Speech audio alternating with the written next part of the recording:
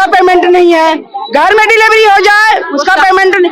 जहाँ home delivery हुई तुरंत जाके वजन बेड करो बच्चे का, उसका कोई पैसा नहीं है। हॉस्पिटल में जाते हैं वहाँ भी हमारी 14 विजिट करके आएगी आशा, उसका 250 रुपए देती है सरकार। ये बताइए 14 विजिट का 10 रुपए 11 रुपए बढ़ता है। 11 रुपए में आप क्या कर लोगे?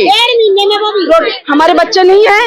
कोरोना काल में हम लोग बच्चों को छोड़ के घर घर 3 बजे दोपहरी में गए पोस्टर लगवाने, लेकिन एनम हमें पैसा नहीं दी, खुद ले ली। हमारे अकाउंट में पैसा आके एनम निकलवाई है।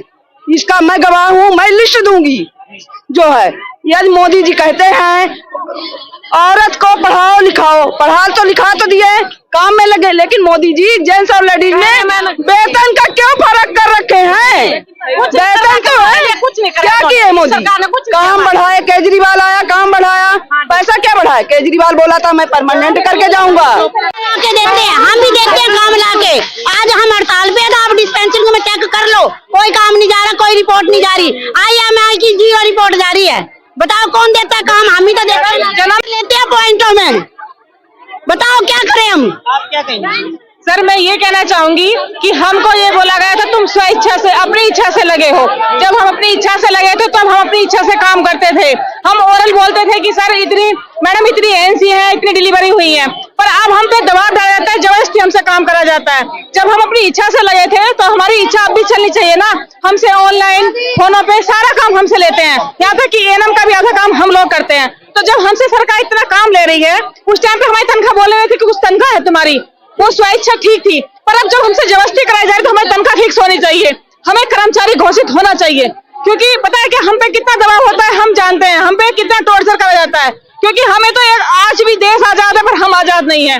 हम इसमें लगे हुए मुझे 13 साल हो गए पर हम आजाद नहीं है। हम आज भी बंधुआ मजदूर के जैसे काम करते हैं।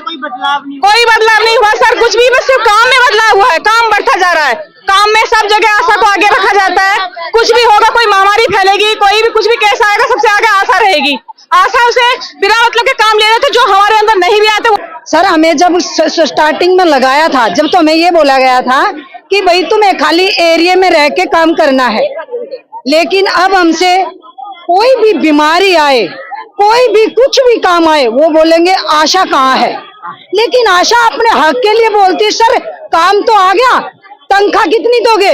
बोले अरे सरकार ने तो तुमसे आशा है, लेकिन सरकार को आशा ने कोई आशा नहीं है। वो तो अपने घर से खाली है, क्योंकि उन्होंने भी तो आशा भी तो एक माँ है, एक बहन है। अरे उसको भी तो एक भविष्य में ये सोचना भी क्या कमा रही है। घर के पूछते हैं क्या कमा रही है क्या? अरे यार 3000 रुपए, अरे घर बैठ क्या करिए, सारा दिन दौड़ती रहती है, क्या कर रही है? लेकिन सरकार को कुछ भी शर्म नहीं आती। आज हम अपने हक की लड़ाई लड़ रहे हैं, तो हमसे हर मिनट में बोला जा रहा है लिख के दो, आपको हटाया जाएगा। आप ये बताइए, अगर हमें हमारी वेतन दीजिए, हमारी तनख्वाह दीजिए, हम तभी तो हटेंगे। अब की बार हटने वाले नहीं है जब तक हमें हमारा पूरा वेतन नहीं मिल जाएगा। हम ऐसे ही धरने पर बैठे रहेंगे। बोलो हम क्या काम करें? एक मजदूर भी 1000 रुपए डेली की दिहाड़ी लेता है, हम तो मजदूर से भी गए गुजरे हो गए हैं। क्या काम है जो आशा वर्कर करती है? बच्चे को हम देखते हैं, जन्म से लेकर मरण तक काम है हमारा।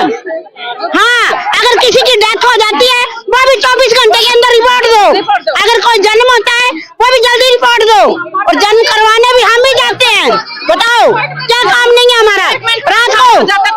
रात को दिन को 24 घंटे जब मर्जी फोन आते हैं। हम कह रहे हैं हमारी फिक्स सैलरी कर दो।